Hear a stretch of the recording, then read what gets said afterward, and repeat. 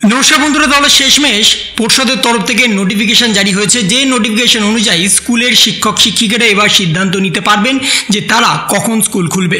বর্তমানে বেশ কিছু জেলায় কিন্তু তাপপ্রবাহ এখনও আছে।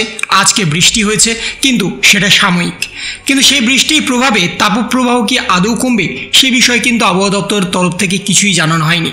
সেই জন্য পর্ষদের তরফ থেকে নতুন একটি বিজ্ঞপ্তি প্রকাশ করা হয়েছে। যে বিজ্ঞপ্তি অনুযায়ী তারা কিন্তু সরাসরি অর্থাৎ স্কুলের শিক্ষক শিক্ষিকারা সরাসরি কিন্তু ডিসিশন নিতে পারবে যে তোমাদের স্কুল সকালে হবে না দুপুরে হবে। যদি সকালে সিদ্ধান্ত নেওয়া হয় তাহলে সকাল কটা থেকে হবে, কখন হবে এবং মিড ডে মিলে যাতে কোনো রকম অসুবিধা না হয় সে বিষয়ে কিন্তু নজর রাখতে হবে।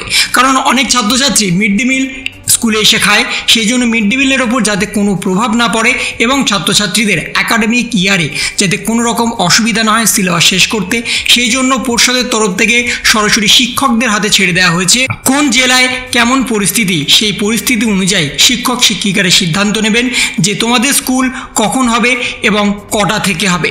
যদি সকালে হয় তাহলে কতক্ষণ হবে এবং কটা থেকে হবে। যদি দুপুরে হয় তাহলে আদৌ কি দুপুরে স্কুল নেওয়া সম্ভব হবে সে বিষয়ে নজর রাখবে স্কুলের শিক্ষক শিক্ষিকারা। দক্ষিণবঙ্গে তীব্র তাপপ্রবাহের জন্য স্কুলের সময় বদলের পরামর্শ এবার সরকারের। পরিস্থিতি অনুযায়ী স্কুলের সময় পরিবর্তন করা যেতে পারে। দেখো, আজকে স্কুল শিক্ষা দপ্তর থেকে একটা অ্যাডভাইজারি মধ্য শিক্ষা পর্ষদ এবং প্রাথমিক শিক্ষা পর্ষদের কাছে পাঠানো হয়েছে এবং সেখানে বলা হয়েছে যেহেতু রাজ্য জুড়ে তাপপ্রবাহ চলছে, সুতরাং সেই তাপপ্রবাহের জন্য যাতে স্কুলগুলো তার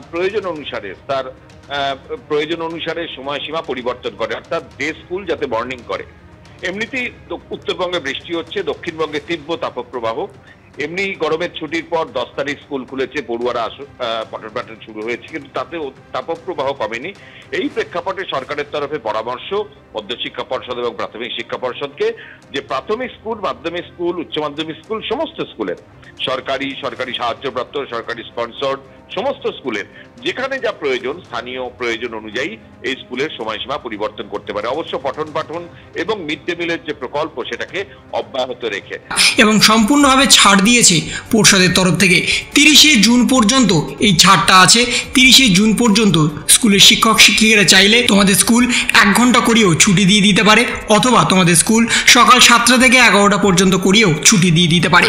আবার অনেক স্কুল সরাসরি কিন্তু ছুটি ডিক্লেয়ার করে দিতে পারে সরাসরি 30শে জুন পর্যন্ত, সেটা স্কুলের ওপর নির্ভর করছে। তাই তোমাদের জেলাতে স্কুল ছুটি হচ্ছে কি হচ্ছে না সেটা কিন্তু অবশ্যই কমেন্ট করে জানাবে। তুমি কোন জেলা থেকে দেখছো সেটাও কিন্তু অবশ্যই কমেন্ট করে জানাবে। তা না হলে তোমরা কিন্তু বুঝতে পারবে না আদৌ অন্যান্য জেলাতে কোন পরিস্থিতি চলছে, অন্যান্য জেলাতে আদৌ কি তাদের স্কুল ছুটি হচ্ছে কি হচ্ছে না। সেই সমস্ত বিষয় কিন্তু সরাসরি তোমরা কমেন্টের মাধ্যমে দেখতে পারবে। এবং পর্ষদের তরফ থেকে যে ছুটি ডিক্লেয়ার করে দেওয়া হয়েছে, অর্থাৎ যে নোটিফিকেশনের মাধ্যমে ছুটি ডিক্লেয়ার করা হয়েছে, সেই নোটিফিকেশন ইতিমধ্যেই কিন্তু সরাসরি সমস্ত শিক্ষক শিক্ষিকাদের কাছে পৌঁছে গেছে। মর্নিং স্কুল হতে পারে অথবা আফটারনুন স্কুল হতে পারে।